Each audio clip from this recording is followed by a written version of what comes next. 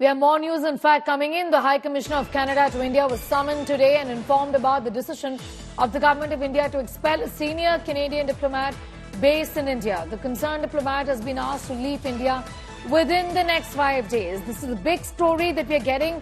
In fact, details of at this hour. The decision, of course, reflects the Government of India's growing concern at the interference of Canadian diplomats in our internal matters and their involvement in anti-India activities.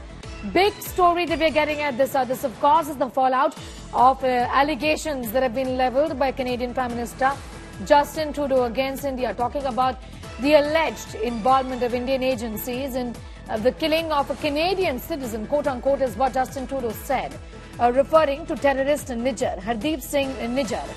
India has taken action. The High Commissioner of Canada to India was summoned today and informed about the decision of the Government of India to expel a senior Canadian diplomat based in India. This is a senior Canadian diplomat who has been expelled. Gaurav has more details on that. Gaurav, talk to us a little about this action. Who is the senior Canadian diplomat? India says that this person essentially is somebody who was interfering and in India's internal matters. Also, there has been proof of his involvement in anti-India activities.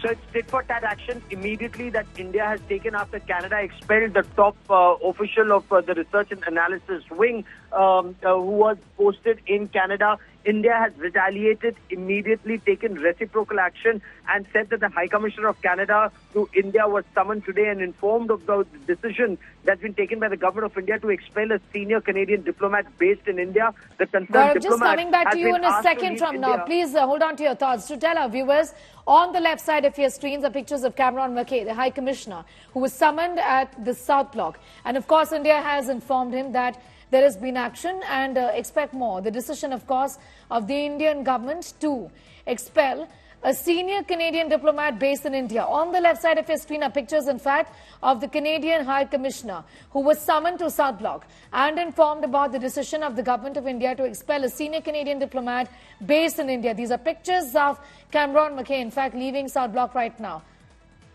Listening to what he said when you tried to get a word from him. You got called the External Affairs Minister. Sir, you meet the... Sir.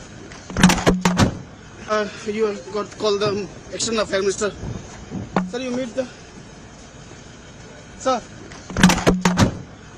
You got called the External Affairs Minister. Sir, you meet the... Sir. Okay, in fact, not speaking a word, absolutely tight-lipped there. Well, this action that India has taken, Gaurav continues to be with us, the Canadian High Commissioner, Gaurav, not saying a word after, in fact, that meeting. He was leaving South Block, but didn't speak a word about this development. You know, this is because the relationship between India and Canada have hit rock bottom because of Justin Trudeau's inaction against Khalistani elements, the people that he's so dependent on to win elections, backing Hardeep Singh Nijjar, calling him a Canadian citizen at a time when Canada has repeatedly been requested by Government of India to take action against secessionists, separatists and terrorist supporters. With evidence, India has given evidence of their involvement in secessionist and separatist activities. India has also told Canada that these elements have been involved in anti-Canada activities, from human trafficking to narco-terrorism to drug trade. All of these, they've been involved in illegal activities to fund their secessionist movement against India. Despite that, since Justin Trudeau is dependent on Jagmeet Singh and his party to win elections, to remain in power, Canada refuses to take action and tries to couch it under freedom of expression. So bad was the situation that human rights activists in Canada pointed out that a school in Surrey was being used for a referendum where armed terrorists were being shown as depicted in schools where impressionable children would have seen them.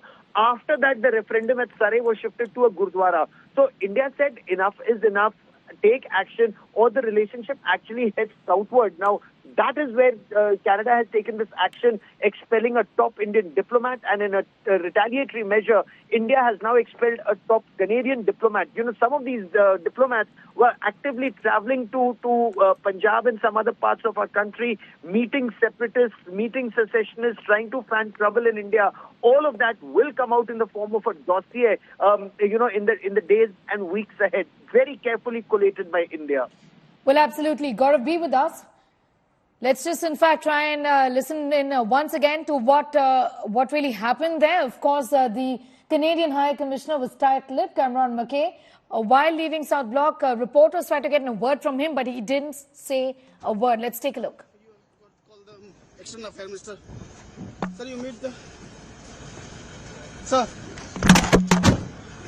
You have got call the External Affairs Minister. Sir, you meet the... Sir.